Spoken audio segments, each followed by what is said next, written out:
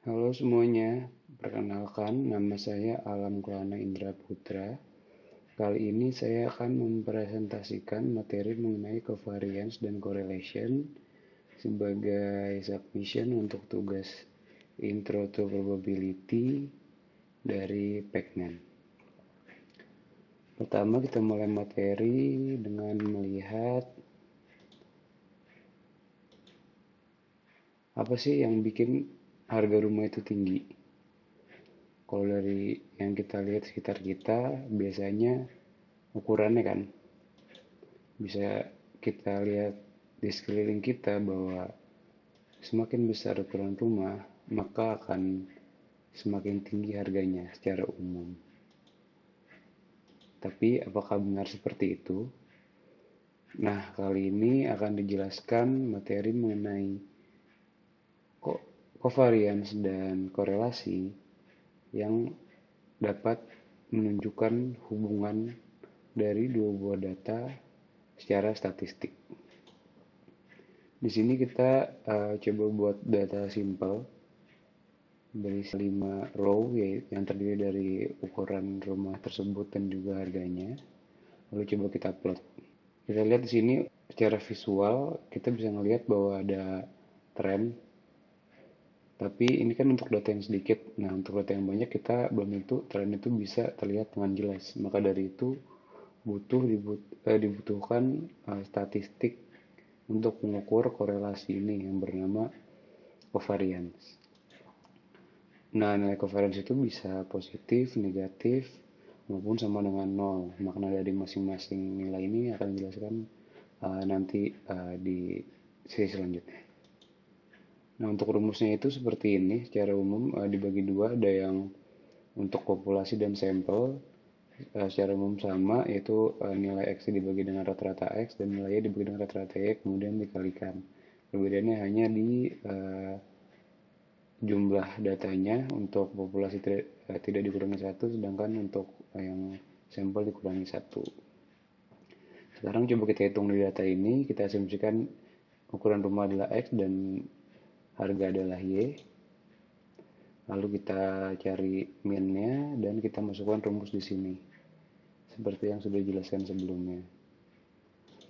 Lalu dicari untuk semua row dan kita bisa cari penjumlahannya, lalu dibagi dengan sampel size yaitu 5, dan juga kita dapatkan nanti nilai covariance dari sampel tersebut. Nah, di sini covariance itu menunjukkan sense of direction, di mana nilai yang positif menunjukkan dua variabel itu bergerak bersamaan, nilai negatif menunjukkan dua variabel bergerak namun ke arah yang berlawanan, dan nilai sama dengan nol menunjukkan dua variabel ini independen dan tidak saling berhubungan. Sekarang nilai covariance itu bisa bermacam-macam tergantung dari datanya. Bisa 5, bisa 50, bisa 0,000 sekian, dan juga bisa sampai jutaan. Nah, ini menjadi masalah karena untuk data yang berbeda kita tidak tahu perbandingannya. Kita tidak bisa membandingkan untuk nilai covariance ini seberapa mereka berhubungan dua data ini jika datasetnya berbeda seperti itu. Maka dari itu kita membutuhkan perhitungan statistik lain yang bernama korelasi. Korelasi itu mengejas covariance.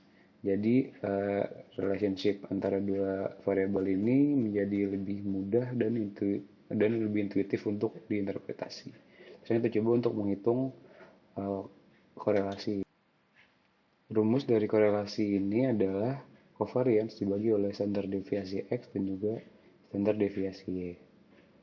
Lalu kita coba aplikasikan di data yang kita punya, maka didapatkan standar deviasinya bisa kita cari terlebih dahulu dan kemudian dapatkan koefisien korelasi seperti data ini. Nilai koefisien korelasi karena sudah dibagi oleh standar deviasi dari data X dan data Y, maka dia bernilai antara nilai min 1 sampai 1. Dan dari data ini kita lihat bahwa nilai 0,98 menunjukkan hubungan yang kuat antara dua variabel ini. Tidak seperti nilai covariance tadi yang nilainya dalam bentuk miliaran bahkan untuk kasus data ini yang kurang intuitif untuk diartikan.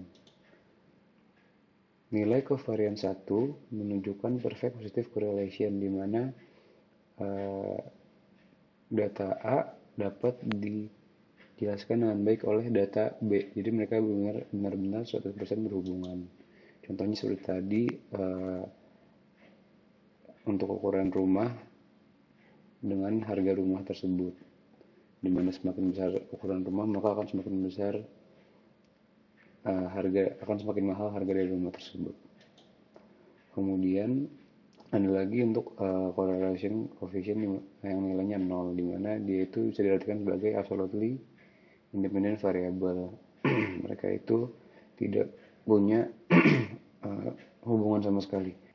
Contohnya adalah harga kopi di Brazil dengan harga rumah di Jakarta yang seharusnya tidak memiliki hubungan sama sekali. Kemudian yang terakhir ada negative correlation, di mana min 1 menunjukkan perfect negative correlation. Dan contohnya adalah seperti perusahaan es krim dan perusahaan payung ini, di mana di musim hujan perusahaan payung akan semakin naik profitnya, sedangkan perusahaan es krim akan menurun. Begitu juga sebaliknya untuk di musim panas. Tapi mereka bergerak bersamaan. Satu hal yang perlu diingat bahwa nilai korelasi itu tidak menunjukkan nilai kausalitas. Seperti tadi di harga rumah, walaupun mereka memiliki korelasi yang tinggi, bukan berarti rumah yang besar itu disebabkan oleh harga yang tinggi. Seperti itu. Terima kasih atas perhatiannya. Sekian presentasi dari saya.